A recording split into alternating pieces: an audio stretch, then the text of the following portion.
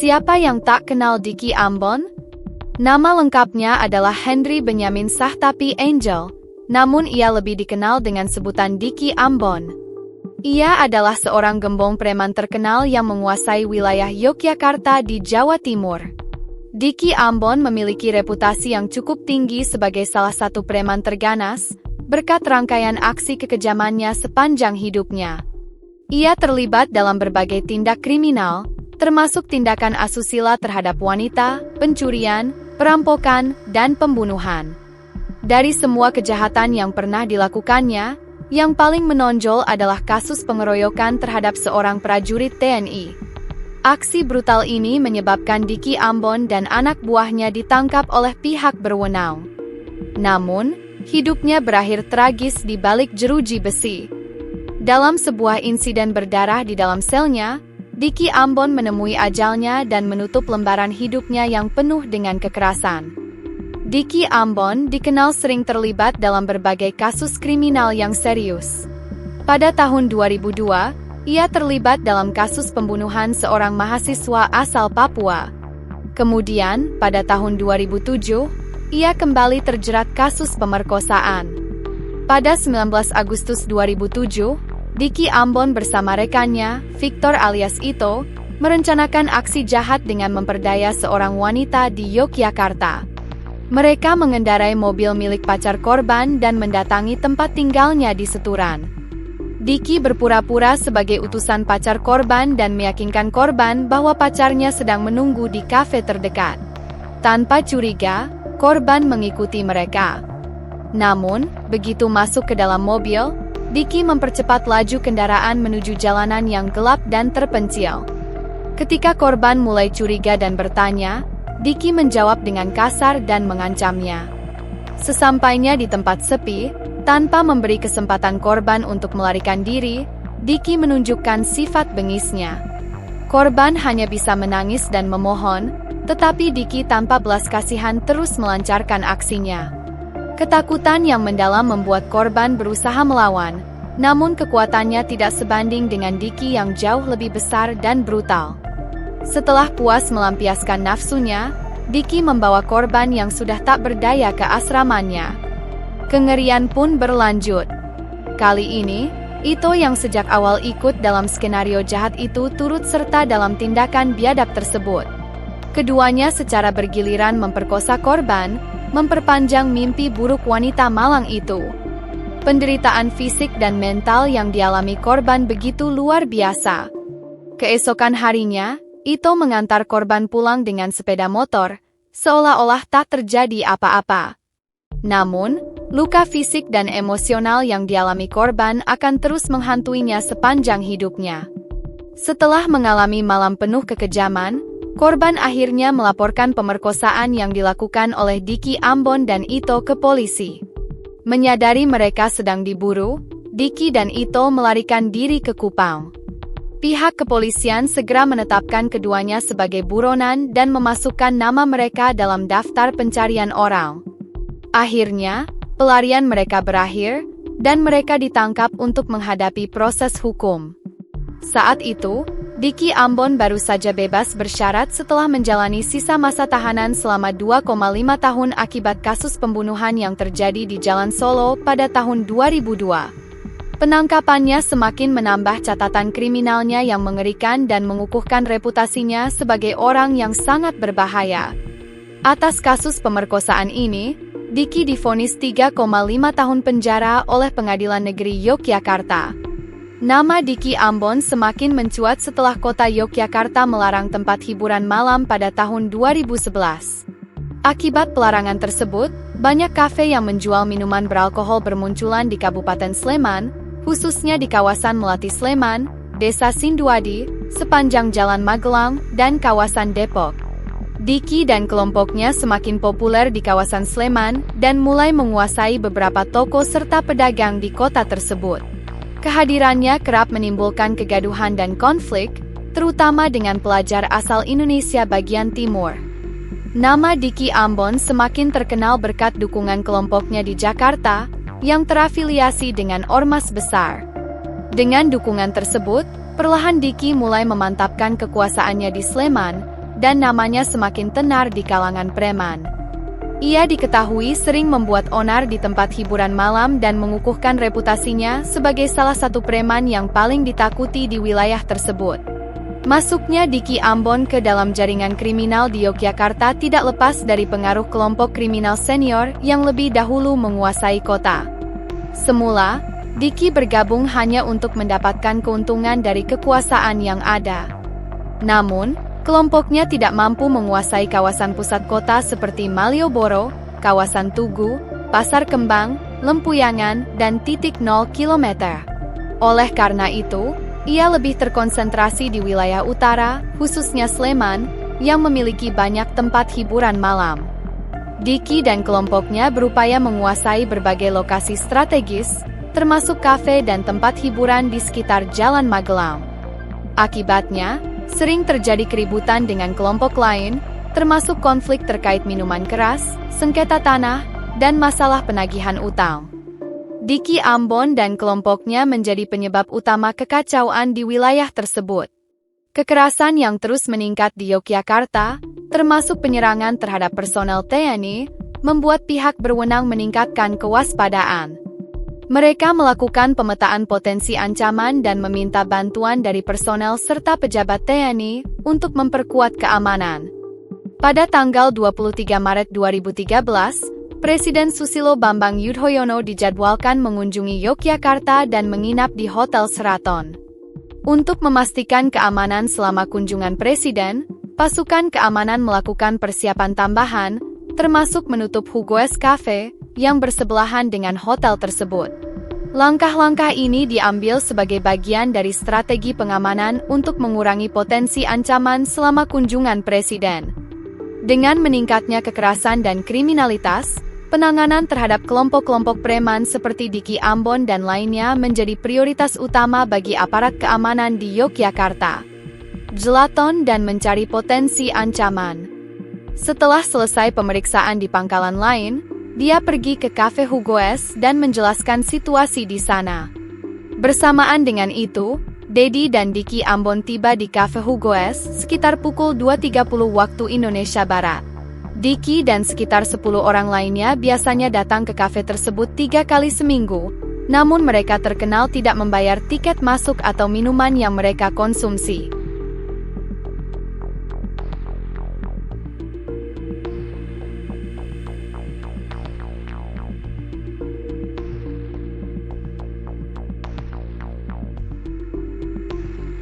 Tak lama setelah mereka tiba, keributan dimulai di luar kafe. Kemudian, tepat setelah menghabiskan minuman mereka, kafe tersebut menjadi kacau balau. Di meja bar, Dedi dan Diki membuat heboh restoran. Awalnya, Serka Heru Santoso hanya bersenggolan dengan Diki. Saat keributan semakin memanas, Joko mendekat untuk melerai. Dalam kekacauan tersebut, Diki bertanya kepada Santoso, "Kamu dari mana?" Santoso menjawab, "Saya dari Kopassus." Dedi kemudian menyahut, "Kalau kamu dari Kopassus, terus ngapain? Kalau mau perang, perang saja." Ketegangan di Hugoes Cafe segera memuncak menjadi kekacauan yang mencekam. Dalam keributan yang tidak terkendali, Dedi dan Diki melancarkan serangan brutal terhadap Serka Heru Santoso. Mereka memukul kepala Santoso dengan botol minuman keras berbentuk kotak dan tebal. Setiap pukulan mengeluarkan suara memekakkan dan mengakibatkan pendarahan deras dari kepala korban. Tanpa belas kasih, mereka terus menyerang Santoso dengan kebengisan yang mengerikan. Gelas-gelas pecah dilemparkan ke arah Santoso, menciptakan hujan kaca yang bertebaran di udara. Mereka terus menghajar dan menginjak-injak tubuh Santoso, mengabaikan jeritan kesakitan yang keluar dari mulutnya. Ketika beberapa petugas keamanan berusaha mengangkat korban menuju pintu keluar kafe, Diki dan kelompoknya masih terus melakukan penyerangan. Mereka tidak berhenti memukul, menendang, dan menginjak-injak tubuh Santoso yang sudah terkapar. Bahkan, beberapa dari mereka melempari Santoso dengan gelas-gelas dari meja kafe, semakin menambah penderitaan korban. Dalam suasana yang penuh kebrutalan dan kekacauan, kejadian tersebut menciptakan momen yang sangat mengerikan dan mencekam, menggambarkan betapa brutalnya tindakan mereka terhadap Santoso. Setelah Santoso dimasukkan ke dalam taksi untuk dibawa ke rumah sakit, suasana masih dipenuhi ketegangan.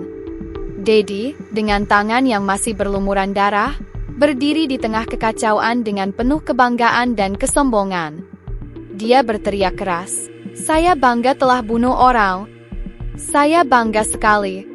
Suara teriakannya yang menggema di malam yang mencekam semakin menambah kesan brutal dan mengerikan dari kejadian tersebut. Sementara itu, dalam kondisi luka parah, Heru Santoso dilarikan ke rumah sakit Bethesda. Namun sayangnya, ia tidak selamat dan meninggal dunia dalam perjalanan.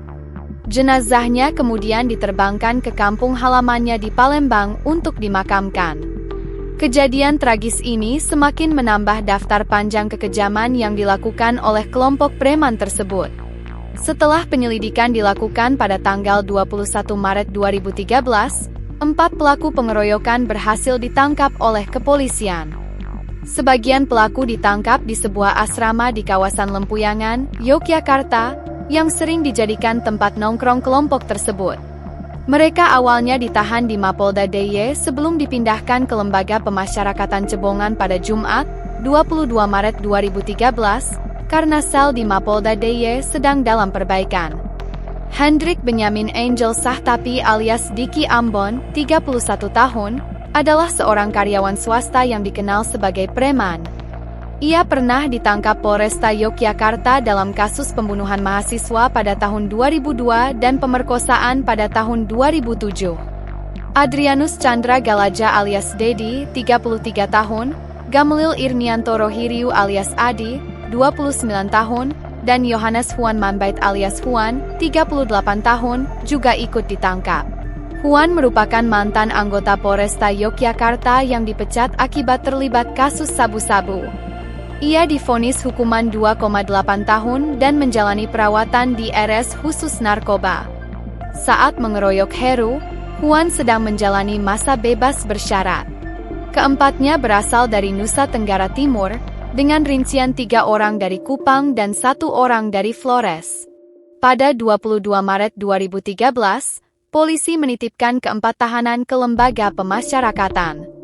Beberapa jam setelah menerima titipan, Kepala Penjara Sukamto meminta bantuan pengamanan kepada polisi dan berencana mengembalikan para tahanan tersebut ke Mapolda DIY pada keesokan harinya.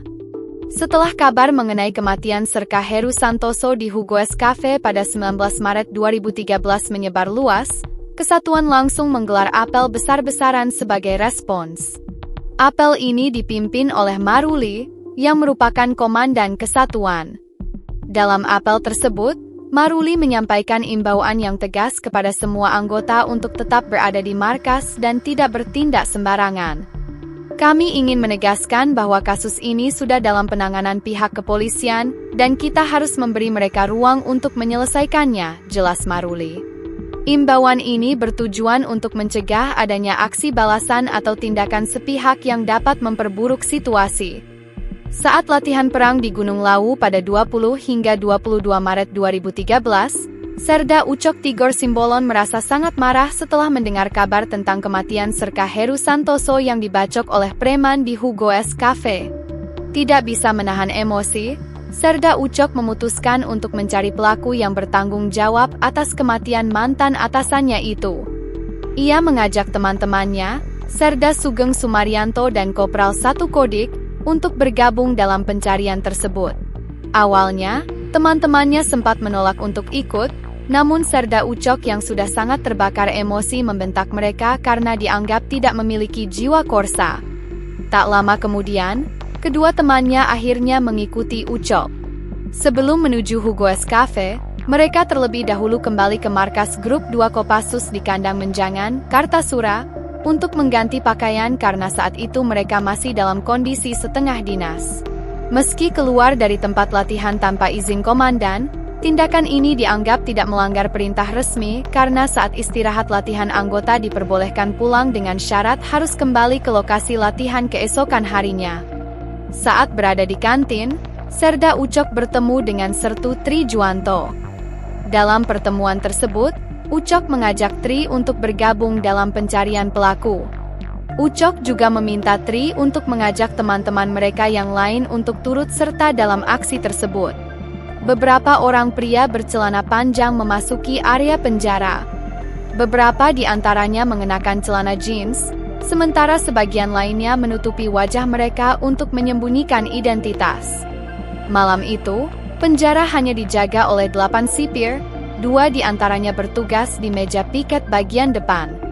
Situasi di sekitar penjara sangat sepi karena lokasinya jauh dari jalan utama. Penjara ini dikelilingi oleh sawah dan kebun, dengan hanya beberapa rumah warga di dekatnya. Rumah-rumah di depan penjara masih dalam tahap pembangunan, dan ketiadaan penerangan di jalan menambah kesan kelam dan mencekam.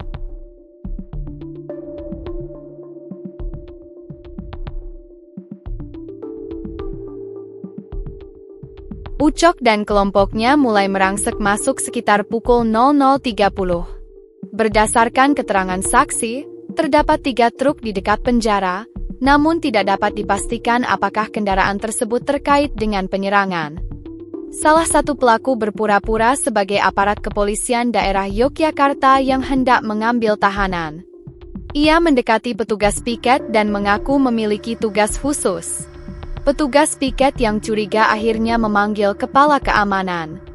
Begitu kepala keamanan tiba dan pintu gerbang dibuka, belasan pelaku langsung masuk dengan senjata laras panjang, menodong para penjaga, dan mengancam akan meledakkan bom untuk memastikan kepatuhan.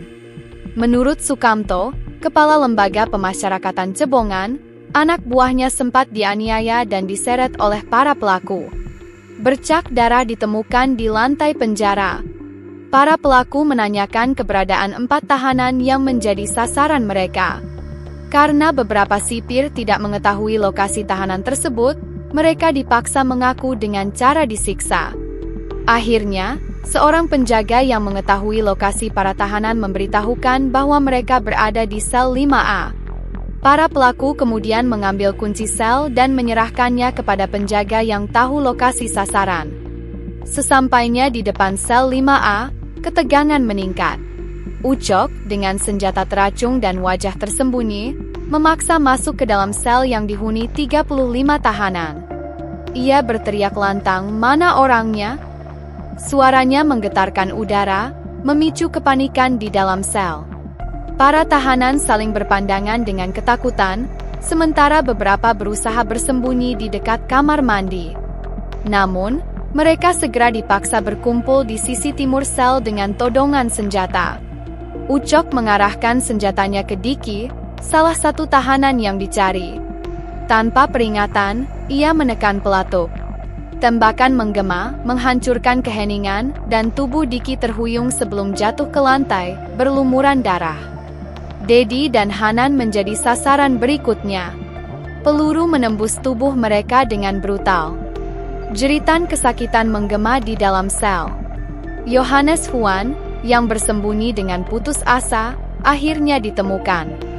Dengan ekspresi tanpa belas kasihan, Ucok menodongkan senjata ke kepala Yohanes dan menarik pelatupnya. Tembakan itu mengakhiri hidupnya seketika. Setelah 3 tahanan tewas, senjata Ucok mengalami macet. Ia bergegas keluar untuk menukar senjata, lalu kembali ke sel dengan wajah penuh amarah. "Mana satunya lagi yang dari Ambon?" teriaknya. Adi, yang merupakan orang terakhir dalam daftar target, berusaha bersembunyi di sudut gelap sel. Namun, usahanya sia-sia. Ucok menemukannya dan, tanpa ragu, mengarahkan senjatanya ke dada Adi. Tembakan terdengar memekakkan telinga. Adi tersentak, terhuyung, lalu roboh ke lantai, nyawanya melayang seketika. Setelah eksekusi brutal tersebut, seorang pelaku lainnya masuk ke dalam sel dengan tenang. Ia menepuk pundak Ucok dan menariknya keluar. Dengan nada dingin, ia berkata kepada para tahanan yang masih hidup, "Kalian semua aman. Selamat melanjutkan hidup." Tak hanya itu, ia meminta para tahanan bertepuk tangan sebagai bentuk penghormatan. Dalam ketakutan dan keterpaksaan, mereka mengikuti perintah tersebut. Setelah menghabisi 4 targetnya, Para pelaku dengan cepat merusak perangkat CCTV dan mengambil rekaman untuk menghapus jejak mereka sebelum meninggalkan tempat kejadian.